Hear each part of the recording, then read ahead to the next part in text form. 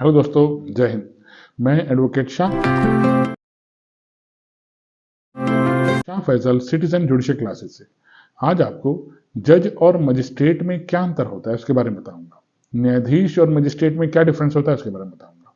ठीक दोस्तों, मजिस्ट्रेट कैसे बनते हैं और न्यायाधीश कैसे बनते हैं उसके बारे में बताऊंगा। कार्यपालक मजिस्ट्रेट क्या होते हैं और जुडिशियल मजिस्ट्रेट क्या होते हैं उसके बारे में बताऊंगा दोस्तों। ठीक दोस्तों, एडिशनल डिस्ट्रिक्ट मजिस्ट्रेट क्या होते हैं, जिला जज किसे कहते हैं और सेशन कोर्ट किसे कहते हैं, इसके अंतर के बारे में बताऊंगा।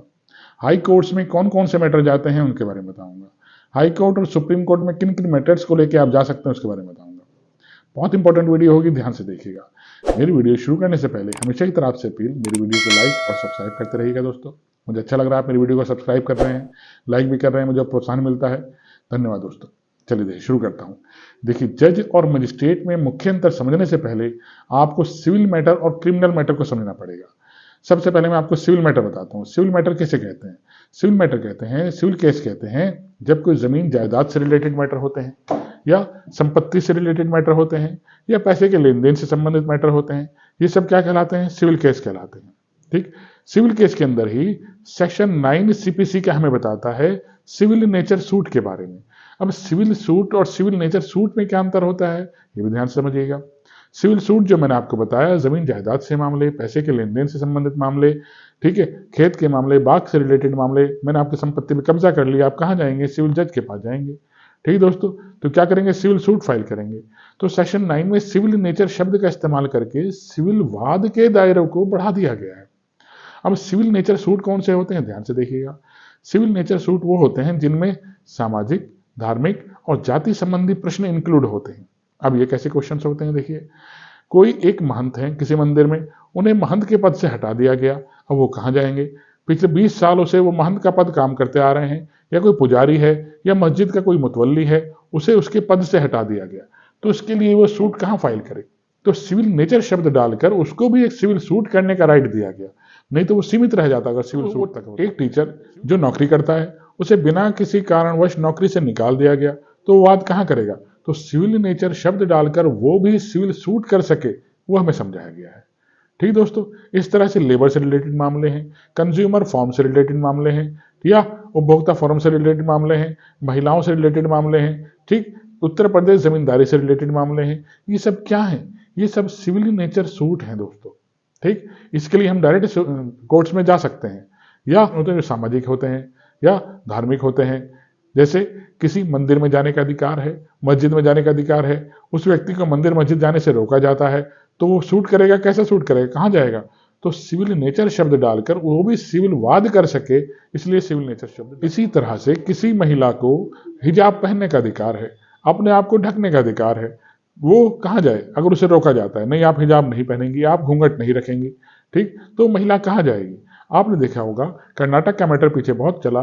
कर्नाटक के अंदर हिजाब पे प्रतिबंध कर्नाटक सरकार ने लगाया, जिसे कर्नाटक हाई कोर्ट ने वैलिड बनाया कि हाँ सही है, कहीं स्कूल में, कॉलेज में कोई महिला हिजाब पहनकर नहीं आनी चाहिए।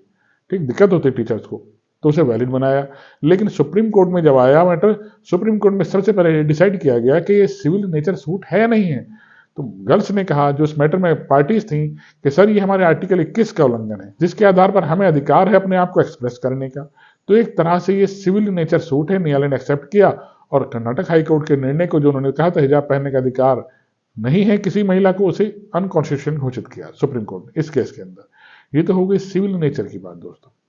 अब क्रिमिनल मैटर कौन से होते हैं? देखिए, चोरी चकारी के मामले, मर्डर के मामले, छेड़छाड़ के मामले, उपहति या घोर उपहति, हर्ट के या ग्रेविस हर्ट के मामले, ये सब क्या कहलाते हैं? क्रिमिनल मैटर कहलाते हैं। ठीक, ये क्रिमिनल केस कहलाते हैं। ये हो गए क्रिमिनल केस। अब समझिए सिविल केस को कौन सुनेगा और क्रिमिनल केस को कौन सुनेगा। देखिए, सिविल जज की पहले मैं आपको हायरार्की बताता हूँ। हायरार्की किसे कहते हैं? पद सोपान। ठीक, सिविल केस में सबसे छोटा जज जो होता है, सिविल जज जूनियर डिवीजन होता है, उसके बाद सिविल जज सीनियर डिवीजन होता है, फिर जिला जज होता है, फिर हाई कोर्ट होता है। ठीक, ये तो हो गया सिविल मैटर। ऐसे क्रिमिनल केस में सबसे छोटा जज जो होता है, जेएम सेकंड होता है, उसके बाद जेएम फर्स्ट होता है, फिर चीफ जुडिशियल मजिस्ट्रेट होता है, सीजेएम होता है, फिर होता है सेशन कोर्ट। ठीक दोस्तों, फिर होती है हाई कोर्ट। इस तरह से हायरार्की होती है सिविल केसेस की और क्रिमिनल केसेस की। अब देखिए, सिविल केसेस को जो सुनता है लोअर कोर्ट, मैं लोअर कोर्ट की बात कर रहा हूं, उसे सिविल जज कहा जाएगा। जैसे कोई संपत्ति से रिलेटेड मैटर है और कोई सिविल जज जूनियर डिवीजन सीनियर डिवीजन के पास कोई मैटर है तो जज क्या कहलाएगा, सिविल जज कहलाएगा, न्यायाधीश कहलाएगा। ठीक, इसी तरह से क्रिमिनल मैटर हैं जो जेम फर्स्ट जेम सेकंड या चीफ जुडिशियल मजिस्ट्रेट सुन रहे हैं वो क्या कहलाएंगे, वो मजिस्ट्रेट कहलाएंगे। ये लोअर कोर्ट्स होती हैं, डीजे से नीचे और सेशन कोर्ट से नीचे नीचे ये सब क्या कहलाती हैं, लोअर कोर्ट्स कहलाती हैं। इसी तरह से जब कोई सिविल के मैटर को कोई जज सुनता है उसे न्यायाधीश कहेंगे, इस तरह क्रिमिनल मैटर को जब कोई मजिस्ट्रेट सुनता है उसे हम मजिस्ट्रेट कहेंगे। ये तो समझ में आया आपको दोस्तों। इसी तरह से जब सिविल मैटर ऊपर जाता है यानी कि अपर कोर्ट में जाता है, जिले में जाता है, जिला जज के पास कहलाता है, तो वो क्या कहलाएगा, जिला जज कहलाएगा, डिस्ट्रिक्ट जज कहलाएंगे।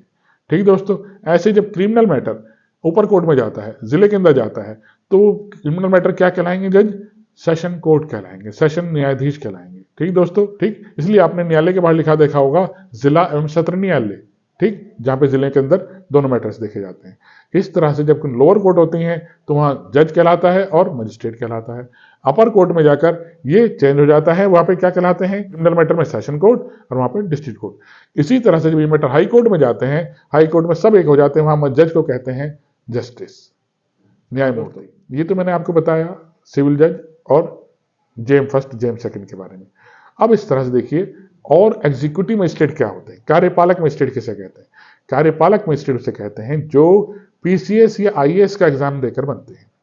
पीसीएस का एग्जाम देकर जो एसडीएम या डीएम बनते हैं, या आईएएस का एग्जाम देकर जो एसडीएम या डीएम बनते हैं, आईपीएस बनते हैं, उन्हें हम क्या कहते हैं, मजिस्ट्रेट कहते हैं दोस्तों। ठीक, जैसे खंड किसे कहते हैं, जिले को कहते हैं, और जिले के अंदर जो तहसीलें होती हैं उन्हें क्या कहते हैं, उपखंड कहते हैं।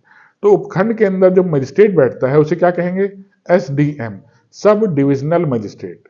ऐसे ही खंड यानी कि जिले के अंदर जब कोई डीएम बैठता है उसे हम क्या कहेंगे, डिस्ट्रिक्ट मजिस्ट्रेट। ठीक दोस्तों, समझ में आया। तो तहसील के अंदर जब कोई अधिकारी बैठता है जो पीसीएस का या आईएएस का एग्जाम देकर आया है उसे हम क्या कहेंगे, मजिस्ट्रेट कहेंगे। इस तरह से ही ठीक, मजिस्ट्रेट कौन सा कहलाएगा, वो एसडीएम, सब डिविजनल मजिस्ट्रेट। ऐसे जब इसका प्रमोशन होता है और ये जिले के अंदर बैठता है तो ये क्या कहलाएगा, डीएम, डिस्ट्रिक्ट मजिस्ट्रेट। क्यों, क्योंकि कौन सा एग्जाम देकर आया है, ये आईएएस का या पीसीएस का एग्जाम देकर मजिस्ट्रेट बना है दोस्तों। इसी तरह से न्यायाधीश किस एग्जाम को देकर न्यायाधीश बनते हैं, ये पीसीएस जे का एग्जाम देकर जो बनते हैं वो न्यायाधीश कहलाते हैं। ठीक दोस्तों, न्यायाधीश कौन, जो सिविल जज जूनियर डिवीजन होंगे, सीनियर डिवीजन होंगे, या जेम फर्स्ट या जेम सेकंड होंगे, इन्हें हम न्यायाधीश के बनेंगे क्योंकि ये पीसीएस जे का एग्जाम देकर बने हैं, जो अलग अलग राज्यों में अलग अलग होते हैं। इसी तरह एचजेएस का एग्जाम देकर एडीजे बनते हैं डायरेक्ट। समझ में आया दोस्तों।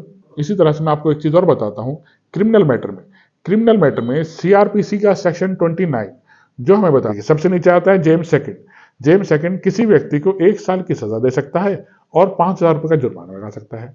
ऐसे ही जेम फर्स्ट किसी व्यक्ति को 3 साल की सजा दे सकता है और 10,000 रुपए का जुर्माना लगा सकता है।